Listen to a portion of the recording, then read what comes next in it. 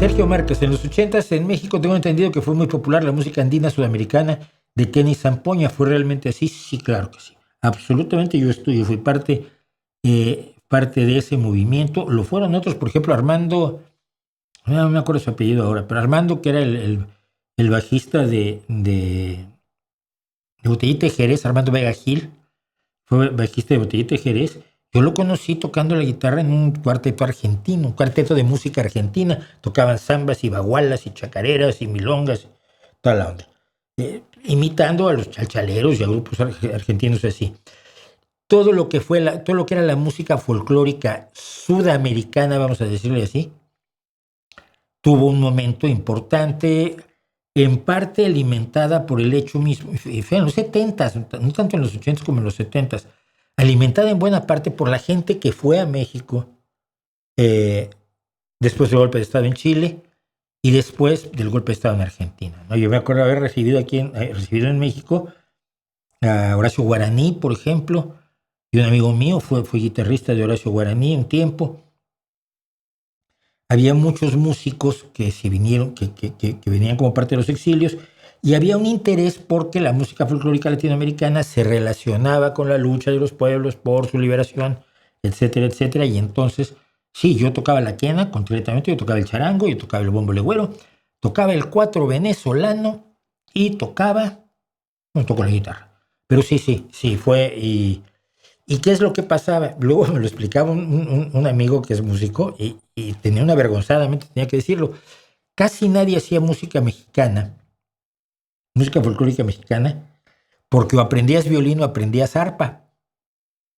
Y es bastante más difícil que la quena y que el charango. No tengo nada en contra de la quena, ni contra las zampoñas, ni nada. Simplemente es un hecho de la vida. Tocar la guitarra es más fácil que tocar el violín.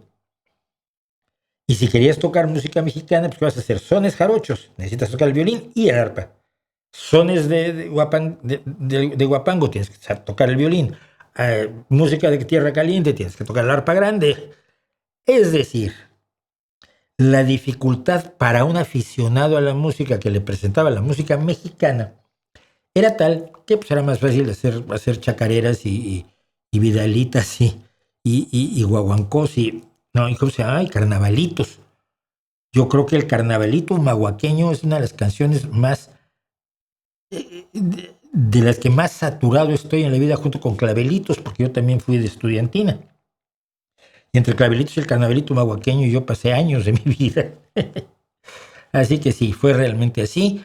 Hubo varias peñas en México. Yo estuve primero en la Peña Tecuicanime, luego alguna vez canté en el Sapo Cancionero. Había otra que estaba en la colonia Juárez, que estuve muchos años allí. Acompañaba yo con la guitarra a la hija de la dueña, que era cantante, y tocaba yo percusiones con un dueto de paraguayos que cantaban música brasileña. No me pregunten por qué. Era una situación muy rara. Y me obligaba uno y todo.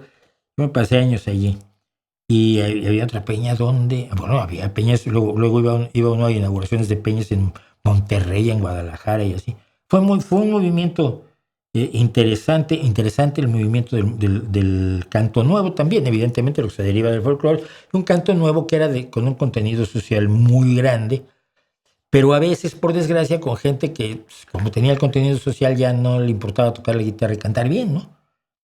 El chiste era soltar el panfletazo, y eso a mí también me empezó a alejar del ambiente y el odio al rock, fíjate.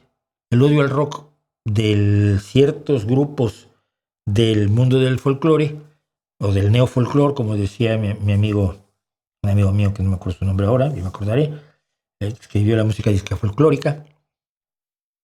El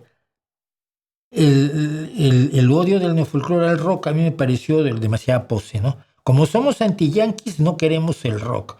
Oye, pues el rock es hijo del blues, el blues lo hicieron los esclavos liberados, el blues es... ¿De qué hablas? No, es música imperialista. Mira, tú y Fidel Castro se me van a la... Fidel Castro odiaba el rock. Porque a mí me gustaba mucho el rock y yo había sido rockero desde pequeño. Nací el año que Alan Freed le puso nombre al rock. Y entonces me retiré de la música folclórica latinoamericana, del neofolclore, del canto nuevo. Pero con momentos interesantes. Fíjate, te voy a contar una anécdota rápida. Yo, cuando detuvieron a Alfredo Zitarrosa en Uruguay, Poca gente conocía a Citarrosa, pero yo tenía 2 o 3 discos de él, me gustaba muchísimo. Entre otras cosas me gustaba porque él es bajo, él era un barítono bajo profundo. Y la mayoría de los cantantes van al agudo, ¿no? Son tenores y contratenores y sopranos. Entonces me gustaba mucho la voz de Citarrosa y me gustaba mucho su calidad musical y su poesía. No era el panfletazo así a la cara. Algún panfleto tiene. Entonces cuando lo encarcelaron yo me fui peña por peña cantando un par de canciones de Citarrosa que había yo puesto y denunciando que lo habían detenido y nadie estaba enterado. Con los años, cuando conocí a Citarrosa, unos meses antes de su muerte, lo conocí en un festival por los derechos humanos en el 86 en San Juan del Río, Querétaro. Le conté la anécdota y le caía muy bien, ¿no? No es cierto, lo conocí antes, lo conocí cuando salió de México. Él fue a México a refugiarse después de que lo soltó la dictadura uruguaya. Estuve en México mucho tiempo y cuando finalmente pudo regresar a Uruguay, hizo un concierto en la casa de alguien con mucho dinero que lo ayudaba. Hizo un concierto de despedida y allí fue donde le dije, oye, mira, Mauricio hizo esto cuando te encarcelaron. Y entonces él decidió que quería tomarse una copa de vino conmigo. Yo todavía entonces, en aquel entonces, una copa de vino sí tomaba. Y años después sí, lo entrevisté para el periódico Excelsior en el Festival por los Derechos Humanos en 86 y luego unos meses después murió.